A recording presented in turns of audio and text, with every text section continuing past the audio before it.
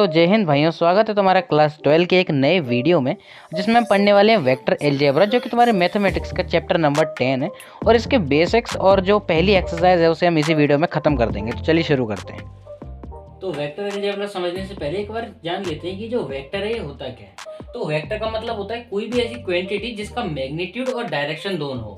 जैसे कि एग्जांपल में तुमने फोर्स, डिस्प्लेसमेंट, वेलोसिटी कई सारे नाम सुने होंगे। इस 9th क्लास से तुम ये सारी चीजें तो पढ़ते ही आ रहे हो। जैसे देखो फोर्स होता है तो फोर्स की पहले तो कुछ मैग्नीट्यूड होता है कि 20 न्यूटन, 50 न्यूटन, 30 न्यूटन। फिर उसका एक डायरेक्शन भी होता है कि फोर्स नीचे की तरफ लग रहा है या फोर्स ऊपर की तरफ लग रहा है। तो मैग्नीट्यूड और डायरेक्शन फोर्स में दोनों ही होते हैं। डिस्प्लेसमेंट भी, अगर बॉडी डिस्प्लेस हो रही है अपनी जगह से, अपनी पोजीशन को जो है चेंज कर रही है, तो वो किसी न किसी डायरेक्शन में ही करेगी। या तो वो नॉर्थ की तरफ करेगी या वो वेस्ट की तरफ करेगी, या मतलब किसी न किसी डायरेक्शन में तो वो करेगी। और वेलोसिटी, जैसे कि अब वेलोसिटी के मान लो कोई यहाँ पर कार है जो कि मूव कर रही है कुछ 30 किलोमीटर पर आर की वेलोसिटी से टुवर्ड्स नॉर्थ। तो ये जो 30 किलोमीटर पर आर है ये होगी इसकी वैल्यू, यानी कि मैग्नीट्यूड। और क्योंकि ये नॉर्थ की तरफ यहाँ पर ट्रेवल कर रही है तो वो जो नॉर्थ है वो इसका बता रहा है डायरेक्शन। इसीलिए जो अपनी वेलोसिटी होती है वो भी एक वेक्टर क्वांटिटी होती है। लेकिन देखो ये कोई फिजिक्स तो हम यहाँ पढ़ने नहीं वाले, हम पढ़ने वाले हैं मैथ्स। तो इन फिजिकल क्वांटिटीज के बारे में हम ज्यादा बात नहीं करेंगे। हम बस ओवरऑल ये वेक्टर होता क्या है इस बारे में बस बात करने वाले हैं। तो जैसे कि और भी कई सारी वैसे तो होती हैं एक्सेलरेशन वगैरह, पर वो हम फर्स्ट एक्सरसाइज में देखेंगे। अब हम इस टॉपिक को तो यहाँ पर ही खत्म करते हैं। अब मैं तुम्हें बताता हूँ कि कोई भी जो वेक्टर होता है उसे हम रिप्रेजेंट कैसे करते हैं। तो एक जो वेक्टर होता है उसे हम यहाँ पर एक एरो साइन से रिप्रेजेंट करते हैं, जिसका जो स्टार्टिंग पॉइंट है उसे हम यहाँ पर इनिशियल पॉइंट बोलते हैं। इनिशियल क्यों? क्योंकि ये जो एरो है यहीं से शुरू हुआ है, तो ये हो गया इसका इनिशियल पॉइंट। और जो इसका एंड पॉइंट है उसे हम यहाँ पर टर्मिनल पॉइंट बोलते हैं। Terminal point. अब देखो ये जो एरो है इसके इनिशियल पॉइंट को मान लेते हैं यहाँ पर ए, और ये जो टर्मिनल पॉइंट है उसको मान लेते हैं यहाँ पर बी। तो इस एरो का जो नाम हो जाएगा वो होगा तो यहाँ पर ए बी ही। लेकिन क्योंकि देखो ये एक वेक्टर है तो वेक्टर साइन हम यहाँ पर लगाएंगे, एक एरो साइन से हम ये दिखाते हैं कि ये जो ए बी है यहाँ पर एक वेक्टर है। तो ये एरो साइन लगाना मत भूलना, मतलब ये जो वेक्टर है इसको हम इस तरीके से लिखते हैं। अब ये जो वेक्टर है इसके डायरेक्शन और मैग्नीट्यूड यहाँ पर दोनों है। अब डायरेक्शन का पता कैसे चलेगा? क्योंकि देखो डायरेक्शन तो ये एरो साइन ही दिखा रहा है कि इसका डायरेक्शन इस तरफ है। और मैग्नीट्यूड देखो हम इसका कुछ इस तरीके से लिखते हैं, ए बी, मतलब ए बी जो कि ये वेक्टर है और इस पर हम यहाँ पर एक मॉड्यूलस का साइन लगा देंगे तो ये हो जाएगा इसका मैग्नीट्यूड। अब ये जो मैग्नीट्यूड निकालना कैसे है किसी भी वेक्टर वगैरह का, ये सब हम सेकंड एक्सरसाइज में सीखेंगे। पहली एक्सरसाइज के हिसाब से तो बस तुम इतना जान लो कि ये टर्मिनल पॉइंट, इनिशियल पॉइंट, ये सारी चीजें क्या होती है। और अभी हम टाइप्स ऑफ वेक्टर के बारे में पढ़ने वाले हैं। जान लेते हैं हम कुछ टाइप्स ऑफ वेक्टर के बारे में। जो वेक्टर होते हैं कई सारे टाइप्स होते हैं इसके, जैसे तुम्हारी एनसीईआरटी में यहाँ पर इसके 6 टाइप्स दे रखे हैं और एक एक करके हम इन्हीं टाइप्स के बारे में यहाँ पर पढ़ने वाले हैं। तो सबसे पहले ये जीरो वेक्टर। तो इस वेक्टर में खास क्या है देखो मैं तुम्हें बताता हूँ। इसका जो मैग्नीट्यूड होता है वो होता है यहाँ पर बिल्कुल से जीरो। जैसे मान लो कोई पॉइंट है जिसका मतलब कोई एक पॉइंट है जहाँ से जो वेक्टर है शुरू हो रहा है और उस पॉइंट को हम नाम दे देते हैं ए, और इसका जो मैग्नीट्यूड है वो बिल्कुल जीरो है, यानी कि इसकी जो लेंथ होगी, जो इसका एरो बनेगा उसकी लेंथ भी बिल्कुल जीरो होगी।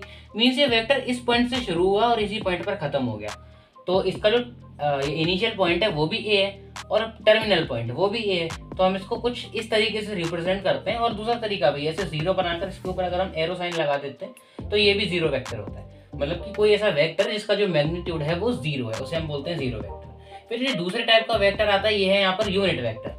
अब इस यूनिट वेक्टर में क्या होता है कि इस वेक्टर का जो मैग्नीट्यूड है वो है बिल्कुल 1। जैसे कि मान लो कोई वेक्टर है जो कि है वेक्टर ए, और अगर इसका जो मैग्नीट्यूड है वो मैग्नीट्यूड इसका 1 है, तो यानी कि देखो जैसे मैग्नीट्यूड को हम कुछ इस तरीके से रिप्रेजेंट करते हैं और मैग्नीट्यूड इसका 1 है, तो हम बोल देंगे कि ये जो वेक्टर है ये है यहाँ पर यूनिट वेक्टर।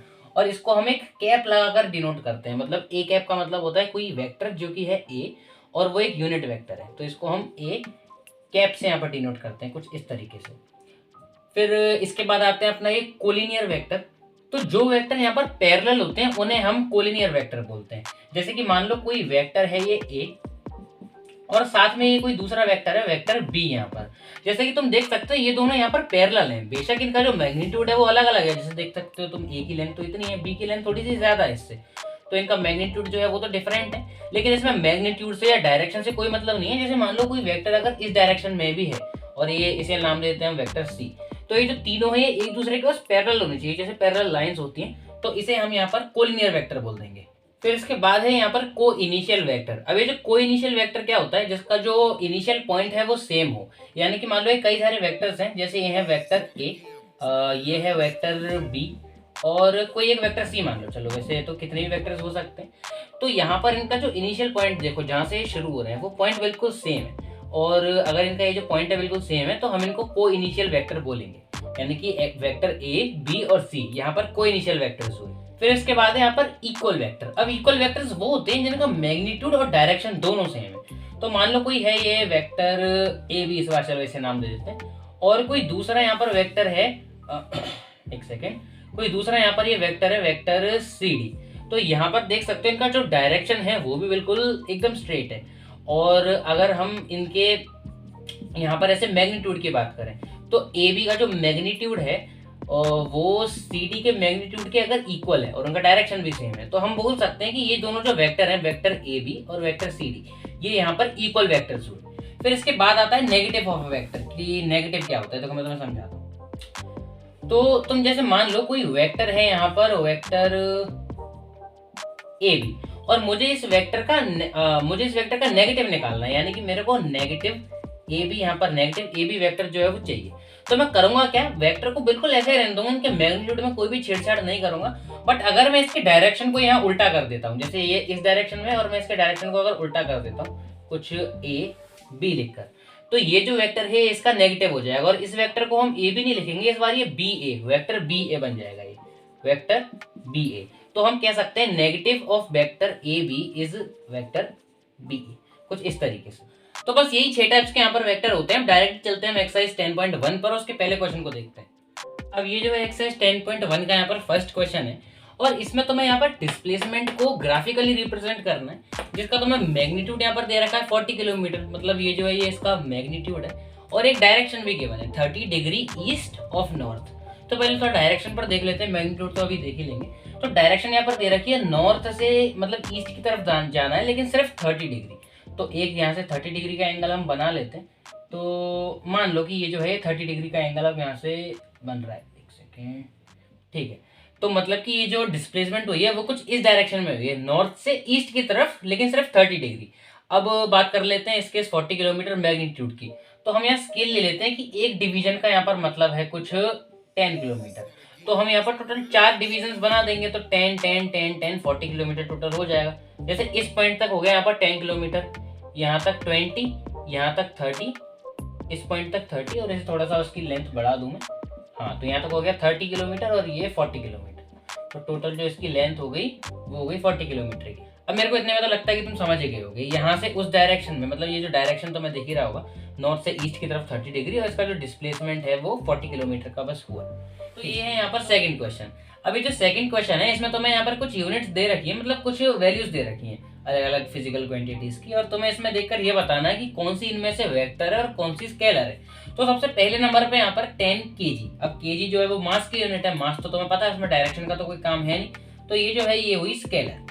अब इसके बाद यहाँ बोल रखा है 2 मीटर नॉर्थ वेस्ट। तो यहाँ पर 2 मीटर का जो डिस्प्लेसमेंट है वो हुआ है नॉर्थ वेस्ट की तरफ। तो देखो 2 मीटर यानी कि यहाँ पर ये मैग्नीट्यूड भी तुम्हें गिवन है और ये डायरेक्शन भी गिवन है, तो ये तो हुई एक वेक्टर क्वांटिटी।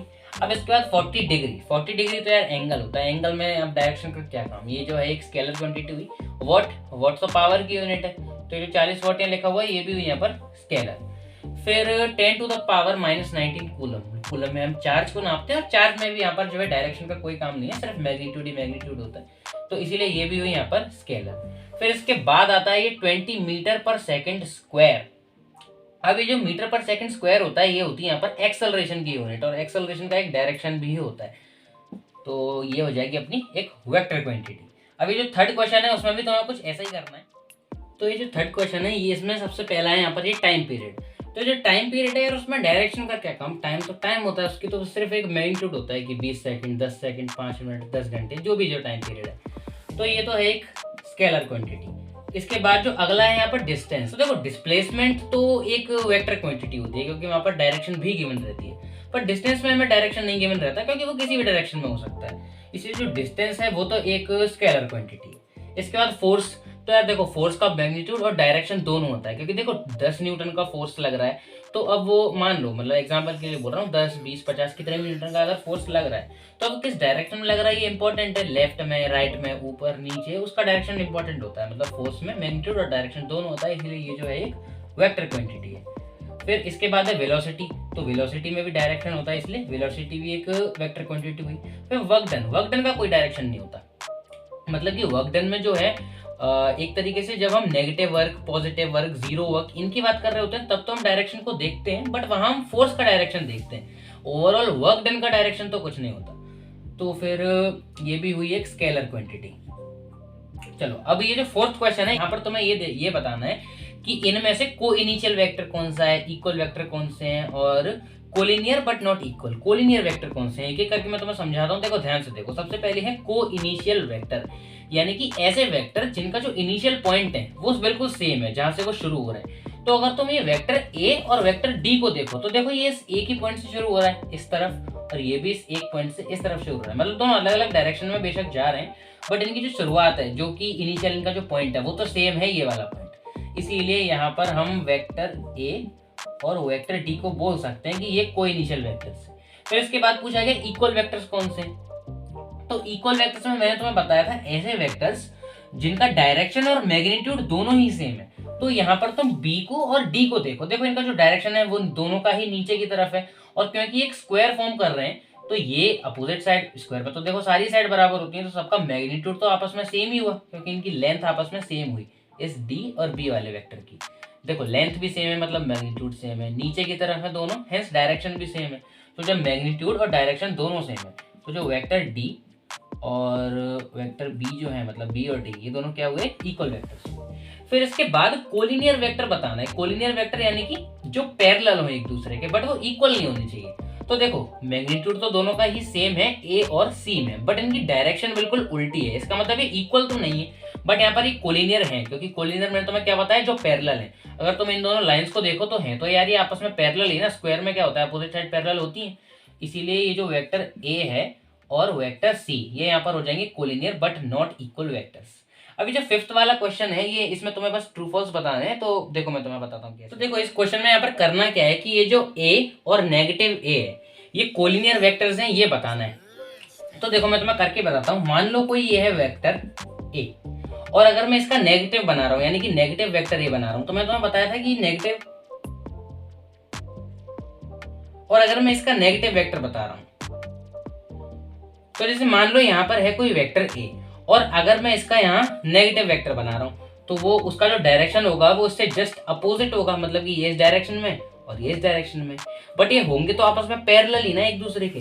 तो पैरेलल वेक्टर्स को ही तो हम यहाँ पर कोलिनियर वेक्टर्स बोलते हैं। तो ये जो है ये पहला वाला तो हो जाएगा यहाँ पर ट्रू। अब देखो दो कोलिनियर वेक्टर्स जो हैं वो इक्वल होंगे मैग्नीट्यूड में, यार इसकी तो ये तो कोई जरूरी नहीं है, क्योंकि देखो कोलिनियर वेक्टर का मतलब होता है जो वेक्टर्स आपस में पैरेलल हो। अब पैरेलल वेक्टर्स तो मान लो कोई ये वेक्टर की लेंथ बड़ी है तो ये तब भी पैरेलल, तो कोलिनियर तो हम इसको तब भी बोल सकते हैं, बट मैग्नीट्यूड जो है वो इसका अलग भी हो सकता है, इसीलिए ये जो है ये तो फॉल्स है। और आखिरी वाले में भी देखो यही बोल रहे हैं, two collinear vectors having same magnitude are equal. क्या ये जरूरी है कि दो कोलिनियर वेक्टर जिनका जो मैग्नीट्यूड है वो सेम है तो वो इक्वल होंगे? देखो ये चीज जरूरी नहीं है। जैसे मान लो ये दोनों वेक्टर्स हैं, इनका मैग्नीट्यूड यहाँ पर बिल्कुल सेम है और ये कोलिनियर भी हैं, यानी कि ये पैरेलल भी हैं एक दूसरे से, बट जैसा कि देख सकते हो इनका डायरेक्शन तो यहाँ पर सेम नहीं है। जब तक डायरेक्शन और मैग्नीट्यूड दोनों ही सेम ना हो तब तक हम उन्हें इक्वल कैसे बोल सकते हैं? तो कोलिनियर वेक्टर जिनका मैग्नीट्यूड यानी कि ये जो इनकी लेंथ है यहाँ पर सेम है, उसके बाद भी इनके डायरेक्शन अपोजिट होने की वजह से वो हमेशा इक्वल नहीं हो सकते। हो सकता है कभी कभार इक्वल हो जब उनका डायरेक्शन भी सेम हो, बट ये जो चीज है, जो स्टेटमेंट यहाँ पर इन्होंने लिखी है, ये हमेशा वैलिड नहीं है, इसीलिए ये वाला भी जो क्या है फॉल्स हो जाएगा।